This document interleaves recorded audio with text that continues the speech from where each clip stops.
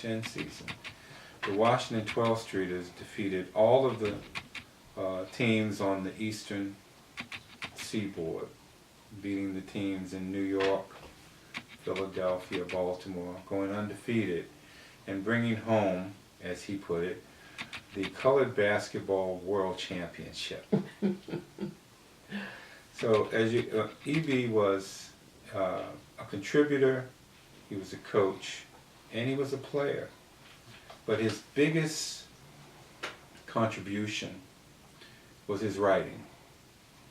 In 1908, he contracted with Spalding to write a handbook on African American athletics under the auspices of his league, the Interscholastic Athletic Association. And it is the first chronicling of African American athletics other than in newspapers. And it is the first publication by Spalding of its kind, where African Americans were participation in athletics was highlighted. And I don't know if I covered everything.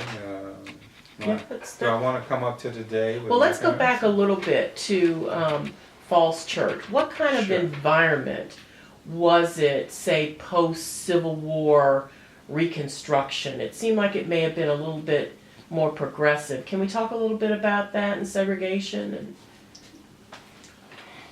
Well, there were African Americans, landowners here in Falls Church before the end of the Civil War, that starting with Harriet Bryce, who established the Galloway Methodist Church, and one of my ancestors, Frederick Foote Sr., who worked on the railroad, one of the railroads during the Civil War. He was permitted by his master after he finished his duties to go work on the railroad. And he bought 33 acres at Seven Corners. Shortly after the Civil War, James Lee and Charles Lee bought land along Shreve Road, which is now Annandale Road, and the James Lee community. You had benevolent whites, such as a colonel. I guess he received the rank of general at some point, and he. Some people would probably call him a carpetbagger. He was a northerner, and he came here, and he would buy land because sometimes whites would not sell directly to blacks, and he would then sell the land to African Americans.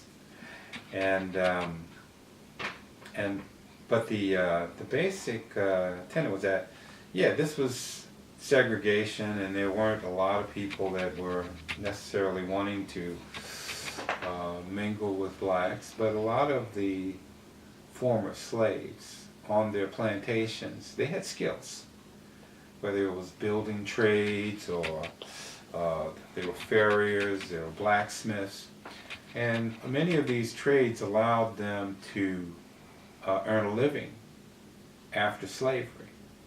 And a lot of the skills which they possessed, whites were willing to pay for in order to get the goods and the services which they needed to live in this area as well. So, and not to mention, you had small farmers on plots of land, and General Crocker was the warden for the D.C. jail. And so a lot of times when he sold this land, he made a deal with these small farmers where they would then sell their crops back to Crocker, and then he would buy them for the D.C. jail.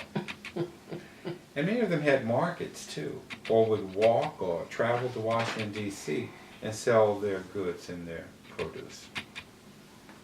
There's also an interracial home guard and some whites that were helping with education during that Reconstruction period. Can you talk a little bit about that? Actually, Falls Church seems to have been a little more liberal right after the emancipation. Falls Church had a number of free blacks living in the area, a number of enslaved African Americans, as Ed mentioned, who had skills. And there were also, Falls Church was also a very strong hold of abolitionists. We have done a number of projects that included research on, for example, John and Hiram Reed. Hiram Reed was a minister at Columbia Baptist Church, which was one of the white churches in town. And he and his brother, John Reed, who was a lay minister at the Columbia Baptist Church, encouraged blacks to get an education. And what started as a Sabbath school on the Sunday, they would teach blacks to read and to write, which was against the law at that time. And they would also teach them other skills, such as goldsmithing. At one point during the Civil